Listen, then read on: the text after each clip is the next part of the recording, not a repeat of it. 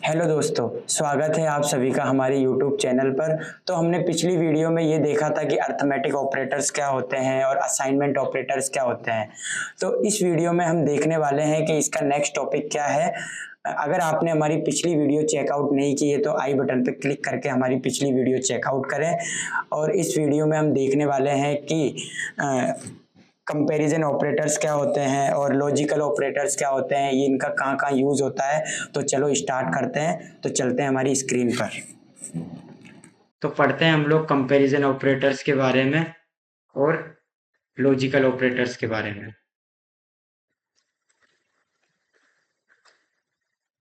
तो पहले हम कंपैरिजन ऑपरेटर्स देखें। कंपैरिजन ऑपरेटर्स क्या काम करते हैं। जब हमें कभी भी दो चीजों के बीच में कंपेयर कराना हो तो उसके बीच में जो ऑपरेटर यूज आते हैं उनको बोलते हैं कंपैरिजन ऑपरेटर। तो इसको हम प्रैक्टिकली देखते हैं कि ये प्रैक्टिकली कैसे यूज होता है। तो कंपैरिजन ऑपरेटर इतने टाइप के होते हैं, जैसे कि double equal to, triple equal to, not equal to, ऐसे लेस देन, ग्रेटर देन। तो ये सभी हम देखेंगे कि ये कहाँ कहाँ यूज होते हैं। जैसे मैंने एक वेरिएबल लिया लेट ए इक्वल टू 5 और मैंने लिखा लेट बी इक्वल टू, मैंने लिखा 5। अब मेरे को इन दोनों को कंपेयर करवाना है तो मैं इनके बीच में कंपैरिजन ऑपरेटर यूज लूंगा। तो मैं लिखूंगा कंसोल डॉट लॉग। हमेशा कंपैरिजन ऑपरेटर आप यूज लेते हो तो इनका जो भी आपको रिजल्ट मिलता है वो ट्रू या फॉल्स में मिलता है। तो अगर जो आपने इसको कंडीशन दी है, जो आपने इनको कंपेयर करवाया है, तो अगर उसका रिजल्ट सही है तो वो ट्रू देगा, अदरवाइज वो फॉल्स देगा। तो अपन ने यहाँ पर लिखा ए इक्वल टू बी। इसका मतलब है कि ए बी के बराबर है या नहीं है। अपन को सिंगल ऑपरेटर यूज नहीं लेना है, सिंगल ऑपरेटर असाइनमेंट ऑपरेटर में आता है। तो अपन यहाँ लिखेंगे कंसोल डॉट लॉग, इसमें लिखेंगे ए इक्वल टू बी। तो ए बी के बराबर है या नहीं है, तो बराबर है। तो इसका मतलब है कि आंसर आएगा ट्रू। ये अपने पास ट्रू आया। ट्रू क्यों आया? क्योंकि ए इक्वल टू बी तो ये है। तो इसका मतलब है कि ए इक्वल टू के ए बी के इक्वल है। अब अपन देखेंगे ये वाले ऑपरेटर्स अपन थोड़ी देर में पढ़ेंगे, क्योंकि इनके अंदर आपको कुछ पहले समझाना पड़ेगा। बाकी अपन ये नीचे वाले पढ़ते हैं। ये है ग्रेटर देन। तो मैंने यहाँ पर इक्वल टू की जगह मैंने लिख दिया यहाँ पर ग्रेटर देन। तो ए बी के ए बी से बड़ा है या नहीं है। तो ए की वैल्यू कितनी है 5 और बी की वैल्यू कितनी है 5। तो ए ग्रेटर देन बी ये फॉल्स देगा, क्योंकि ए और बी की वैल्यू क्या है, बराबर है। तो ये फॉल्स देगा। अगर मैं यहाँ पर बी की वैल्यू चेंज कर देता हूँ, जैसे मैं ए की वैल्यू मैंने चेंज कर दी 8, तो ए इज ग्रेटर देन बी, तो इक्वल टू ट्रू। अब अपन पढ़ते हैं लेस देन। तो लेस देन क्या होता है कि आपने यहाँ कंडीशन डाल दी कि A is less than B. इसका मतलब है कि ए बी से छोटा है या नहीं है। तो ए की वैल्यू है 8, बी की वैल्यू 5, तो ए तो बी से बड़ा है ना, तो ये क्या देगा, फॉल्स। देखो इसने दिया फॉल्स। अगर मैं ए की वैल्यू छोटी कर देता हूँ, जैसे मैंने 3 कर दी, अब बी से ये छोटा हो गया, तो इसका मतलब है ये देगा अपन को ट्रू। क्यों? क्योंकि ए की वैल्यू क्या है 3, बी की वैल्यू 5, तो इसका मतलब है कि ए बी से छोटा है। तो अपन ने कंडीशन भी यही डाली है कि A is less than B. तो अपन पढ़ते हैं कि ग्रेटर देन और इक्वल टू, इसका मतलब है कि ये दो कंडीशन एक साथ में चेक करता है। जैसे कि अपन देखेंगे कि मैंने यहाँ लिखा ए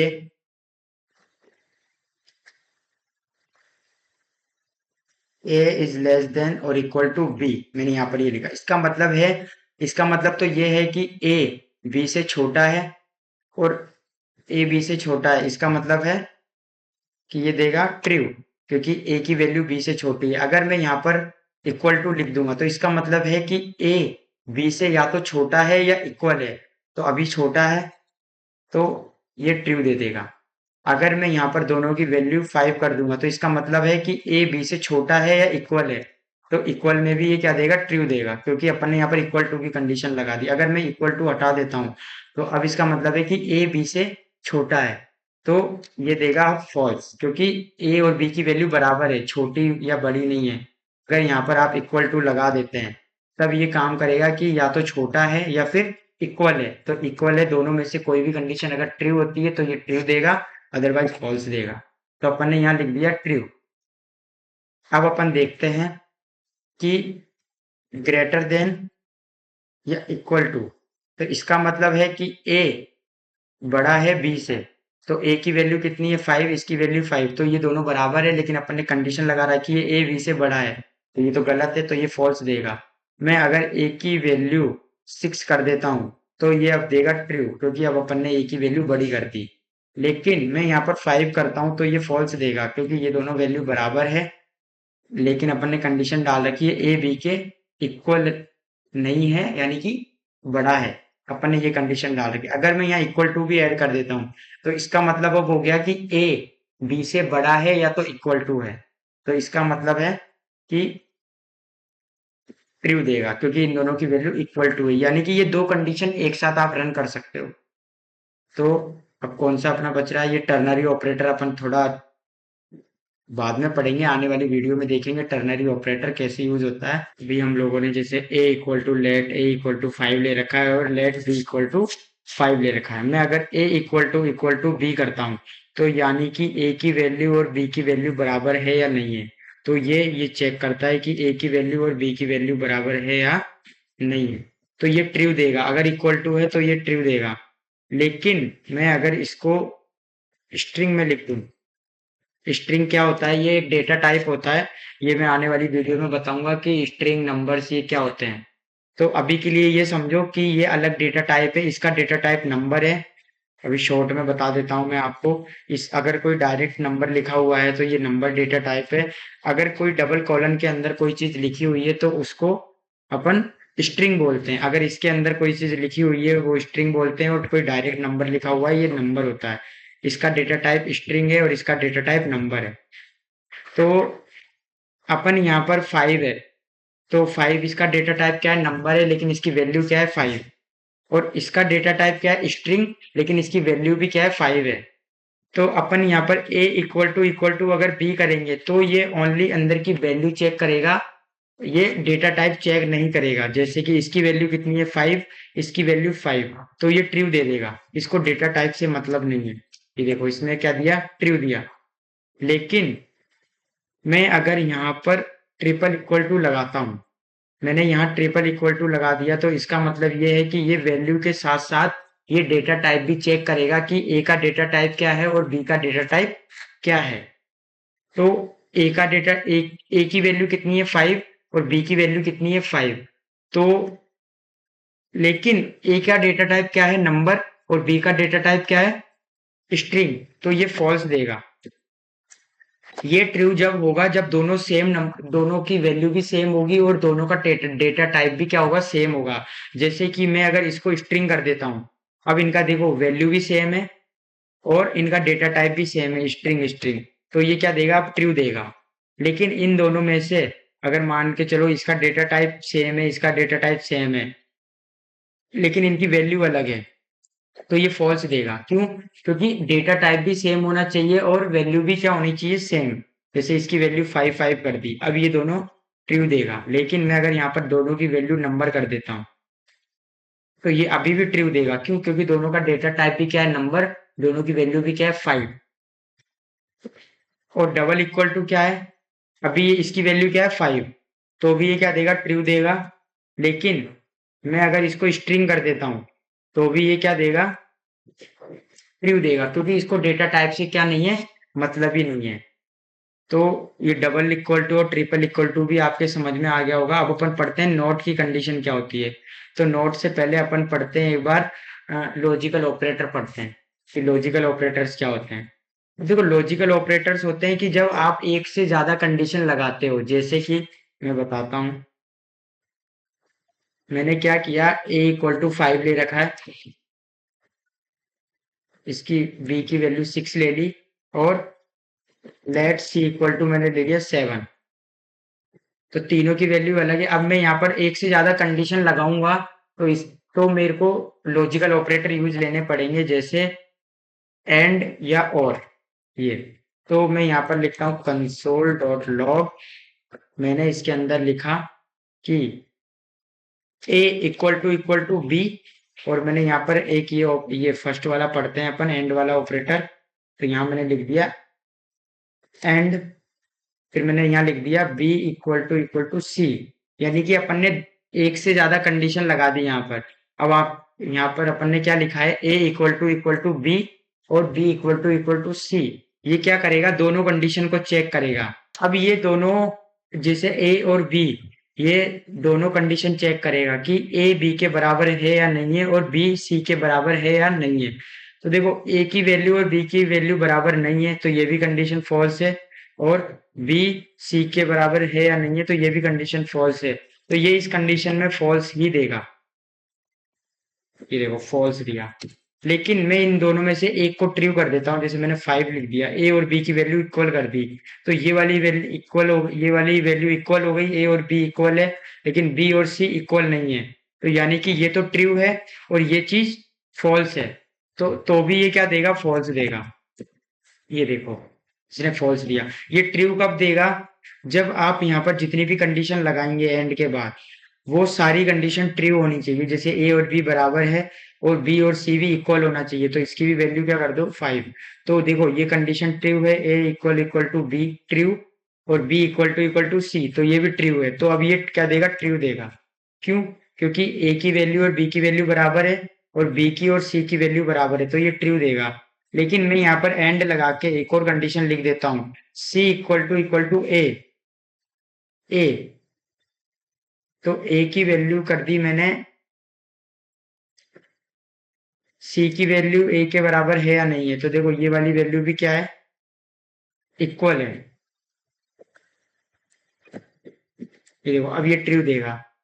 अब इस मतलब ये एंड ऑपरेटर, अब देखो जैसे ये वाला अपन एक ऑपरेटर काम में लेते हैं, और तो ये भी ऐसे ही काम करता है कि आप इस ऑपरेटर को भी क्या करते हो, ये वाला जो ऑपरेटर है ना, जो ये वाला है, ये ऑपरेटर भी आप और की जगह यूज लेते हो, कि ये या का मतलब है कि a इक्वल टू बी, या b इक्वल टू सी। यानी कि अगर ये कंडीशन ट्रू हो जाए, चाहे ये कंडीशन ट्रू हो जाए, चाहे ये वाली कंडीशन ट्रू हो जाए, मतलब तीनों में से एक भी कंडीशन ट्रू होती है तो ये ट्रू दे देगा। लेकिन ऊपर वाले में ये सीन रहेगा कि जितनी भी आपने कंडीशंस लिखी हैं वो सारी की सारी क्या होनी चाहिए, ट्रू होनी चाहिए। जैसे कि देखो a इक्वल टू बी, यानी कि इन दोनों की वैल्यू भी इक्वल होनी चाहिए, b इक्वल टू सी, इन दोनों की वैल्यू भी इक्वल होनी चाहिए, c इक्वल टू a, यानी a की और c की वैल्यू भी बराबर होनी चाहिए, तभी जाकर ये क्या देगा, ट्रू देगा। अदरवाइज ये फॉल्स देगा। इसी टाइप से ये है कि a इक्वल टू बी, यानी कि अगर ये वाली कंडीशन भी ट्रू हो जाए, जैसे कि अपन ऊपर वाले को कमेंट करो, नीचे वाले की बात करते हैं। अब मैं यहाँ पर क्या करता हूँ, दो कंडीशन लगाता हूँ, a इक्वल टू बी और b इक्वल टू सी, यानी कि a इक्वल टू बी तो बराबर कर देते हैं, लेकिन c की वैल्यू चेंज कर देते हैं। तो इसका मतलब है कि a तो b के बराबर है लेकिन b c के बराबर नहीं है, यानी कि इन दोनों में से एक ही कंडीशन ट्रू है, ये वाली, ये फॉल्स है। लेकिन ये फिर भी क्या दे देगा, ट्रू दे देगा। क्योंकि ये और ऑपरेटर क्या काम करता है कि आपने जितनी भी कंडीशंस लगा रखी हैं उनमें से अगर एक भी वैल्यू ट्रू हो जाती है तो वो ट्रू दे देगा। लेकिन एंड जो ऑपरेटर है उसके अंदर जितनी भी कंडीशंस हैं वो सारी की सारी ट्रू होनी चाहिए, तभी ये ट्रू देगा। तो अब ये होता है नॉट की कंडीशन, कि नहीं की कंडीशन कैसे लगती है। जैसे कि अगर मैं बात करूं, कंसोल डॉट लॉग मैं लिखूं a इक्वल टू बी है, सी को आप एक मिनट के लिए हटा दो, मैं कहूंगा a इक्वल टू बी है, तो इसका मतलब है कि a की वैल्यू b के बराबर है या नहीं है, तो ये क्या देगा, ट्रू देगा। लेकिन मैं यहाँ पर चेंज कर देता हूँ, तो इसमें क्या हो गया, वैल्यू अलग अलग हो गई, तो इसका मतलब है कि मैंने लिखा है a इक्वल टू बी, यानी कि a b के बराबर है, नहीं है, तो ये फॉल्स देगा। लेकिन मैं लिखना चाह रहा हूँ कि a b के बराबर नहीं है, मैं ये लिखना चाह रहा हूँ, अभी मैं लिख रखा हूँ, अभी मैंने इसमें लिखा हुआ है कि a b के बराबर है, लेकिन मैं अब लिखना चाह रहा हूँ कि a b के बराबर नहीं है, तो मैं इसके आगे नॉट लगा दूंगा ऐसे करके। तो इसका मतलब है कि ए बी के बराबर नहीं है। जैसे ये वाली अगर अपन बात करें कि नॉट इक्वल टू, जैसे कि ए बी के बराबर नहीं है, तो ए की वैल्यू क्या है 5, बी की वैल्यू क्या है 6, तो ये दोनों इक्वल नहीं है, तो अपन ने यही लिखा हुआ है कि A equal is not equal to B. तो ये क्या है, ट्रू है, क्योंकि अपन ने स्टेटमेंट बिल्कुल राइट लिखा है कि A is not equal to B. लेकिन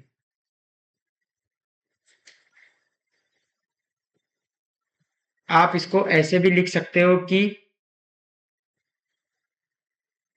ए नॉट इक्वल टू, इसको अपन एक मिनट के लिए कंसोल करते हैं दोबारा। तो मैं यहाँ लिख रहा हूँ कंसोल डॉट लॉग, इसमें मैंने लिखा कि ए इक्वल टू बी, ये तो हो गया, ये दोनों इक्वल है, लेकिन मैं यहाँ नोट की कंडीशन लिखूं कि A is not equal to B, तो इसका मतलब है कि ये दोनों इक्वल नहीं है। तो आपके ये सभी ऑपरेटर समझ में आ गए होंगे, जैसे कि ये equal to, triple equal to, ये अपन ये और ये तो सेम है, तो इनमें से आप इस वाले को हटा दो। ये डेटा टाइप चेक करता है इस उसी की तरह, सिंगल डबल इक्वल टू और ट्रिपल इक्वल टू की तरह। तो ये दोनों, ये नॉट इक्वल टू चेक करता है डायरेक्ट, ये उसका डेटा टाइप भी चेक करेगा, सिंपल। तो ये चीजें आप एक बार प्रैक्टिस करना, तब आपके समझ में आएगा। ये है लेस देन, ये है ग्रेटर देन, ये ग्रेटर देन और इक्वल टू, ये है लेस देन और इक्वल टू, ये है, ये टर्नरी ऑपरेटर आपको बाद में अगली वीडियो में पढ़ाया जाएगा, क्योंकि टर्नरी ऑपरेटर भी इफ एल्स कंडीशन के लिए होता है। जब अपन इफ और एल्स कंडीशन या स्टेटमेंट पढ़ेंगे तब ये आपके समझ में आएगा। तो अभी के लिए इसको होल्ड रखो, इसको अपन आगे वाली वीडियो में पढ़ेंगे। अब बात करते हैं लॉजिकल ऑपरेटर की। ये लॉजिकल ऑपरेटर में फर्स्ट ऑपरेटर है एंड ऑपरेटर। ये आपको समझ में आ गया कि एंड ऑपरेटर क्या काम करता है, कि जब आपको एक से ज्यादा कंडीशंस लगानी हो तब आप ये ऑपरेटर यूज लोगे। और फिर ये जो और ऑपरेटर है, ये भी एक से ज्यादा कंडीशन यूज लेने के काम आता है, लेकिन दोनों में ये डिफरेंस होता है कि एंड ऑपरेटर काम करता है कि आप एंड लगा के जितनी भी कंडीशन लगाओगे उसके अंदर सारी कंडीशंस ट्रू होनी चाहिए, तभी ये ट्रू देगा। बाकी और ऑपरेटर क्या काम करता है कि आपने जितनी भी कंडीशंस लिखी हैं उनमें से अगर एक भी ट्रू हो जाती है तो ये ट्रू दे देगा। बाकी हम नेक्स्ट टॉपिक आगे वाली वीडियो में पढ़ते हैं, तो हम मिलते हैं नेक्स्ट वीडियो में।